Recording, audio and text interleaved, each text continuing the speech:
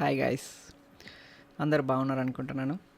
So so ఇక్కడ చూసినట్టయితే Trump offers F-35 stealth fighter jets to India during the meeting. So prime minister Modi యూఎస్కి వెళ్ళారు కదా, అక్కడ కలిసి మీటింగ్ చేస్తున్నప్పుడు సో ట్రంప్ ఏం చేశారంటే ఇండియన్ ప్రైమ్ మినిస్టర్ సో బేసిక్గా F-35 ఆఫర్ చేశారు. అంటే చాలా మిలిటరీ కాంపోనెంట్స్తో పాటు F-35 కూడా ఆఫర్ చేశారు. సో యాక్చువల్లీ ఇక్కడ చూసినట్టయితే సో ఈ వీడియో చూడండి. ఇక్కడ by many billions of dollars. We're also paving the way to ultimately provide India with the F-35 stealth fighters. In 2017, my administration... F-35 and ఏమంటారు, ఇప్పుడు మన మిలిటరీ ఎక్స్పోర్ట్స్ ఇంపోర్ట్స్ పెంచుకుందామని చెప్పి America మాట్లాడుతున్నాడు, ట్రంప్ మాట్లాడుతున్నాడు. But నాకు తెలిసినంత వరకు డిస్కస్ చేద్దాం. యాక్చువల్లీ మనం F-35 కొనుక్కోమనుకుంటున్నాను, ఎందుకంటే చాలా రీజన్స్ ఉన్నాయి యాక్చువల్లీ. సో ఈ స్టేట్మెంట్ ట్రంప్ ఇగానే యాక్చువల్లీ ఒక స్టేట్మెంట్ పాకిస్తాన్ యొక్క ఫారెన్ మినిస్టర్ ఉంటుంది కదా, వాళ్ళు ఒక స్టేట్మెంట్ పాస్ చేశారు. Pakistan expresses concerns over transfer of US transferring of military technology to India. వాళ్ళకి చెప్పలేదు, ట్రంప్ చెప్పలేదు, వాళ్ళు చెప్పలేదు మనకి మిలిటరీ టెక్నాలజీ ట్రాన్స్ఫర్ చేస్తామని చెప్పి fighter jet technology. But Trump వీళ్ళు పాకిస్తాన్ వాళ్ళు మిస్అండర్స్టాండ్ చేస్తున్నారో లేకపోతే కావాలని హైలైట్ చేద్దామని చెప్పి అంటున్నారేమో. Fake news actually. వాళ్ళైతే టెక్నాలజీ ట్రాన్స్ఫర్ చేస్తామని చెప్పి యూఎస్ చెప్పదు, అండ్ యూఎస్ చేయదు కూడా. టు బి ఆనెస్ట్, వాళ్ళ అలైస్కి చేయడమే బేసిక్గా వాళ్ళ అలైస్ ఇన్ ద సెన్స్ అంటే యూరోప్, జపాన్, ఆస్ట్రేలియా వీళ్ళకి చేయడమే పెద్ద విషయం. అండ్ గుర్తుపెట్టుకోండి, అమెరికాను కూడా ట్రస్ట్ చేయలేము తెలుసా టెక్నాలజీ ప్రకారంగా. వాళ్ళ దగ్గర నుంచి ఎక్స్పోర్ట్స్ అమెరికా కొన్ని మిలిటరీ ఎక్విప్మెంట్ ఆస్ట్రేలియాకి ఎక్స్పోర్ట్ చేసింది. బట్ ఏంటంటే వాళ్ళ కంట్రోల్ ఆస్ట్రేలియాకి లేదు, ఫుల్లీ కంట్రోల్.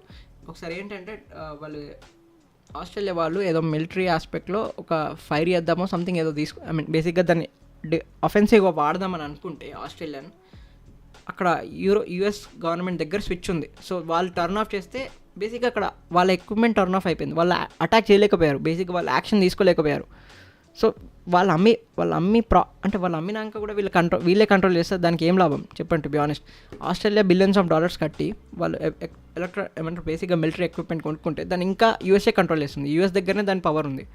సో వాళ్ళు కొన్ని ఫీచర్స్ ఆఫ్ చేస్తే ఎలా చెప్పండి. మనం కూడా ఇప్పుడు F-35 కొనుక్కుంటాం. సో ఇప్పుడు అమెరికా కొన్ని ఫీచర్స్ దాన్ని ఆఫ్ చేస్తే లేకపోతే వాళ్ళు ఇంకా కంట్రోల్ చేస్తే మనకి అడ్వాంటేజ్, మనం బిలియన్స్ ఆఫ్ డాలర్స్ ఇచ్చి. సో పాకిస్తాన్ అయితే బేసిక్గా తను భయపడుతుంది, ఎందుకంటే తన దగ్గర ఇప్పుడు F-35 లేదు. బట్ వాళ్ళు చైనా దగ్గర నుంచి J-20 తీసుకుందాం అనుకుంటున్నారు. అవి కూడా 5th generation fighter jets. So వాళ్ళు తీసుకుంటారు. ఇండియాకి ఇది వస్తే అడ్వాంటేజ్ ఏంటంటే మన దగ్గర రష్యా యొక్క డిఫెన్స్ సిస్టమ్ S-400 ఉంది, యుఎస్ యొక్క అటాక్ సిస్టమ్స్ బేసిక్గా అఫెన్సివ్ సిస్టమ్స్ మిలిటరీ F-35 ఉంది. ఈ డెడ్లీ కాంబినేషన్ అయితే ఎవరి దగ్గర లేదు ప్రపంచంలో.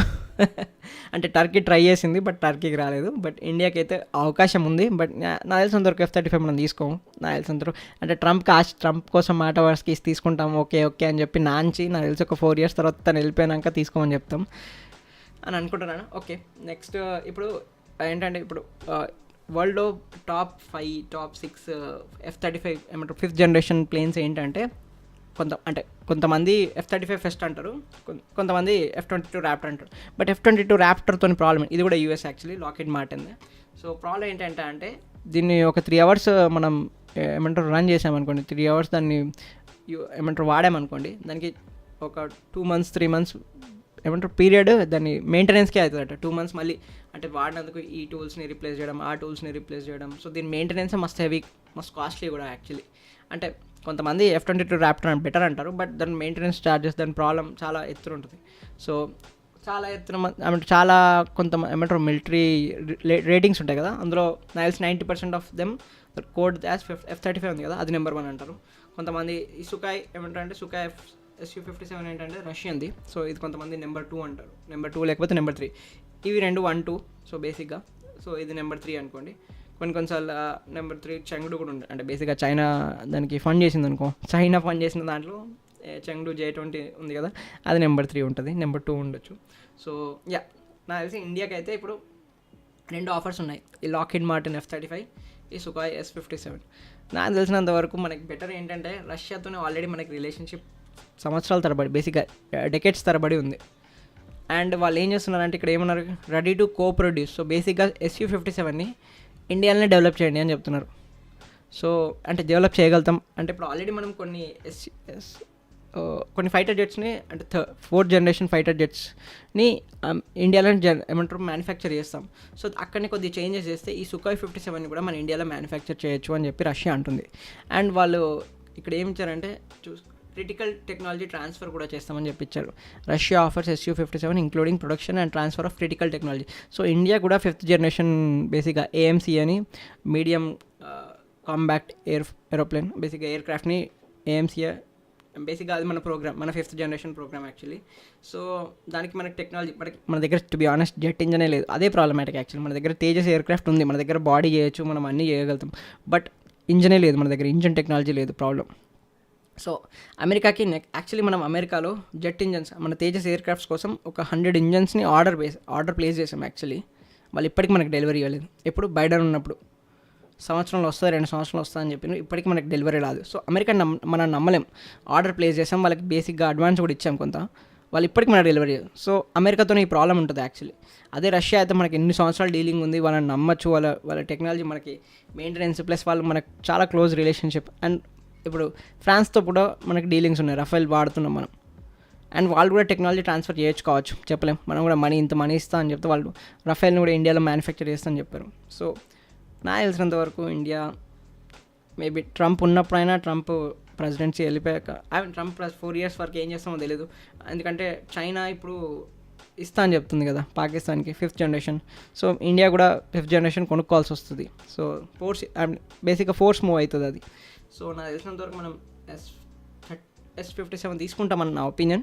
కొనుక్కుంటాం రష్యాతో, ఎందుకంటే వాళ్ళు ఇక్కడ మ్యానుఫ్యాక్చర్ చేస్తాం, దీనివల్ల మనకు జాబ్స్ వస్తాయి, దీనివల్ల అడ్వాంటేజ్ మనకు వాళ్ళకు కూడా ఎక్స్పీరియన్స్ వస్తుంది.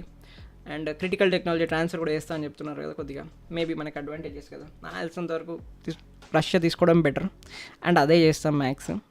ట్రంప్ ఎంత చెప్పినా ఆయిల్ కొనుక్కుంటా అని చెప్తాం, కానీ ఇవైతే కొనుక్కోలేం, ఎందుకంటే వాళ్ళు మస్ట్ కాస్ట్లీ.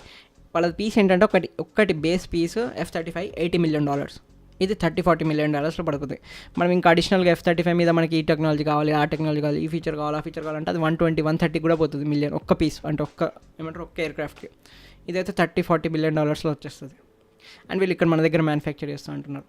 సో నాకు తెలిసి రష్యాతోనే డీలింగ్ బెటర్ నా దేశంలో. ఇండియా కూడా అదే అయిపోతుందని నా ఒపీనియన్. జ్ఞానం అమూల్యమైనది. మళ్ళీ త్వరలో కలుద్దాం. బాయ్.